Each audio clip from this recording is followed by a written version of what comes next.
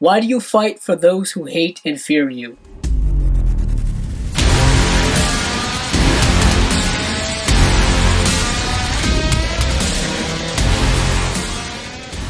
Hellboy is directed by Neil Marshall and starring David Harbour, Milla Jovovich, Ian McShane, Sasha Lane, and Daniel Day Kim. Before I go any further, I just want to say there will not be any plot spoilers in this review. This is the newest adaptation of the comic book of the same name that is written by Mike Mignola, and this is centered around the character of Hellboy, who is portrayed by David Harbour, and he is part of BPRD, which is an acronym for the Bureau of Paranormal Research and Defense. And it happens to be headed by his adopted father, portrayed by Ian McShane, and they basically fight anything that has to do with like the supernatural or the weird to basically protect the Earth from all of those things. And now they're tasked with defending it against Nimue, or the Blood Queen, portrayed by Milla Jovovich. This is not the first adaptation of the Hellboy comic book. As you can see behind me, I have the two films that were directed by Guillermo del Toro, and these films have been out for a few years, and there were rumors and hopefulness that there would be a third film in that franchise to kind of give that franchise a sense of conclusion, a sense of finality to it, but alas, they scrapped all those things, and we have now this new adaptation, or this reboot of this franchise, or re-adaptation, or whatever it is, by director Neil Marshall, and what we have here is a film that is a bit of a mess. And at times it can be a fun mess, but overall it is a very messy film. But first up, let me get into all of the positives that are within this film, because there are a few positives despite what you may have heard.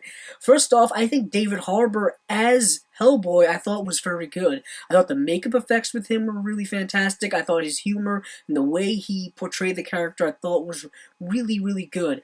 And I thought Ian McShane as his adopted father and leader of the BPRD was also fantastic. Ian McShane just has this swagger about him in this way in which he delivers his lines very often that I seem to really like a lot.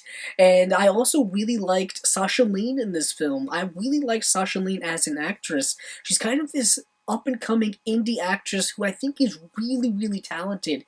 And she's not given a lot to do in this film, but when she's in it, I thought she was really good. Daniel Day Kim, I've always been a big fan of from his Lost days. I thought he was really good as well as this more kind of serious and stoic type of military guy. I thought all of the actors in the film were good to really good. Even Milla Jovovich, who is just overacting and hamming up kind of every single scene she is in. And I think the material and what this film was going for with her character was necessary, and I thought it really worked. Unfortunately for me, the film in which all of these actors have to work within has a lot of issues, and some of those issues I think are kind of a double-edged sword.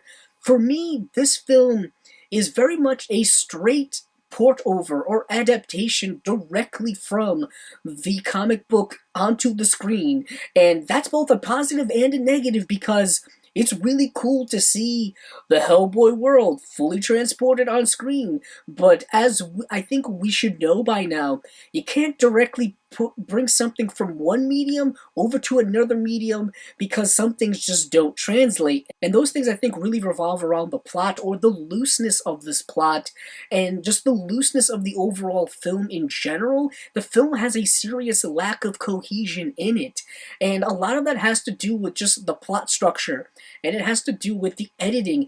The editing in this film is so overdone at times, to the point where I'm like, what are we doing with this editing? It doesn't need to be this rush. It doesn't need to be this over-edited. You don't need all of these cuts. Just let the actors act and let these scenes play out organically. It creates a much better flow that way. But this film has a very breakneck pace to it, to the point where nothing that is really happening is, I think, registering very efficiently, or is registering in any meaningful way. And the film, I think, really tries to inject a lot of meaningful elements within it, but they just don't land very well. Another kind of double-edged positive and negative is that the film is R-rated, and it definitely takes that rating to the fullest extent it possibly can. The film is very gory, there's a horror vibe to it, there's a gross factor to it at times when it comes to the more horrific elements we're seeing on screen, and that can be a lot of fun to people, but it also can be a lot for people to take in.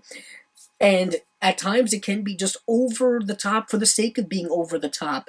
And it doesn't become entertaining, it's just, exploitative. And that's another part of the film that I found myself battling with, is that the film at times tries to be this fun, action, horror B-movie, and then other times it tries to be this serious type of things, like I said, injecting some more serious elements, and those two tones don't mesh with one another. They're constantly butting heads with one another throughout the film, and like I said, that lack of cohesion just overtakes the movie. Also, the CGI in the film is at times bad, like really bad, and then at times I think it's perfectly fine when you are having the more practical effects scenes, specifically when it comes to, like I said, the makeup and the set design. All of those things I thought were really good, but then when you switch from that into the CGI, there's a difference, and when you switch back from the CGI into the practical world, there's a difference there as well, and it is very obvious. And it leads to kind of some lackluster